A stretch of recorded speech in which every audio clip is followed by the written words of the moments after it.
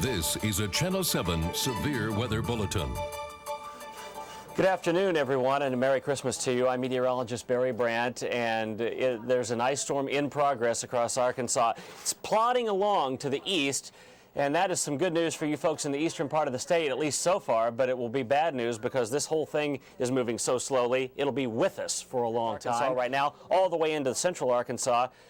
But later on, it could mean down power lines, it could mean down tree limbs, and that's the next part of this entire storm. You can see already we're seeing a number of wrecks. Traffic is down to a standstill in some spots. Now, the more heavily traveled roads are passable, at least at this time, for the most part in Little Rock, but the secondary roads are becoming quickly very, very hazardous, and there's a lot of precipitation to come this way. You can see a lot of trucks and cars off to the side of the road. A front-wheel drive vehicle doing better right now, and a four-wheel drive than any rear-wheel drive vehicle.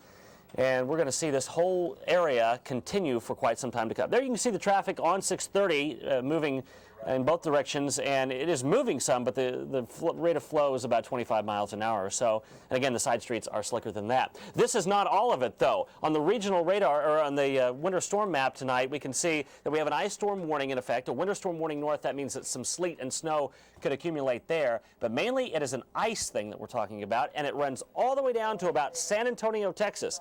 That's a huge mass of rainfall, and as it encounters Arkansas, it runs into a very shallow layer of sub-freezing air. Here are state temperatures: 24 Little Rock, it's gone down a degree in the last hour, 23 at Batesville, Harrison light snow, and 19, and 28 degrees at El Dorado. So the forecast for tonight calls for freezing rain, some sleet or snow mixing into the north part of the state, an inch or two of ice and or snow accumulation, that's again for the north part of the state, is not out of the question tonight. And if we get an inch of ice on power lines here, it will mean more power outages just like 2 weeks ago. Near steady temperatures will hold right about in the mid-20s tonight. Then tomorrow up to 32 degrees. I think first we want you to know that thousands of power crews are working diligently to get everyone back online. Power outages are not the only problem. One family in West Little Rock was sitting in the dark last night when two ice-covered trees fell on top of their house. The Joe Fletcher family says they heard a loud noise and ran upstairs to see tree limbs had smashed through the bedroom ceiling. Luckily, no one was hurt. The ice storm continues to do major damage to Arkansas power lines, water systems, and the phone service.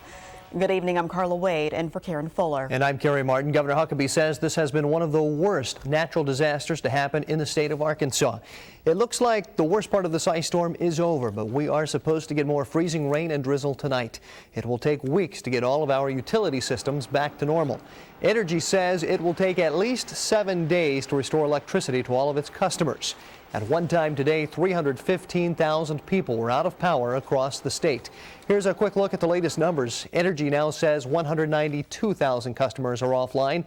In North Little Rock, that fallen trees blocked Highway 70 from Interstate 30 all the way to Hot Springs Wednesday morning as ice-coated limbs lined up in a natural obstacle course. The debris made the already dangerous conditions even worse for travelers and road crews. The trees is the main thing. I've seen worse ice, but this is the worst I've ever seen the trees. By the afternoon, travelers were having an easier time getting around. But little did they know, the bad news was yet to come. We don't have power, we don't have telephones there, and so I'm experiencing what many Arkansans are. Yeah. I'll tell you, this is a much worse storm than I think we ever envisioned. It's much worse than the one 2 weeks ago, and that was the worst we'd ever had. The governor says he's been using a battery-powered laptop to communicate by email, and he's been talking to mayors around the state by ham radio because of the phone outages. Soon, Huckabee says as many as 1 million Arkansans either have been or are still without power because of this week's ice storm. Today, by helicopter, Huckabee toured parts of the state hardest hit by the storm. He saw thousands of Arkansans without electricity, telephones, or even water. Huckabee touched down in cities such as Dirks, DeQueen, Hot Springs, Mount Ida, and Texarkana. Everywhere, residents sought the governor's help in getting their power restored. I can tell you what little inconveniences I may have experienced certainly don't matter a whole lot after seeing people who haven't known a drop of hot water, or for that matter, a drop of water that didn't come out of some bottle since Christmas, and who haven't had power, and more importantly, probably aren't going to see electricity for another 14 to 21 days.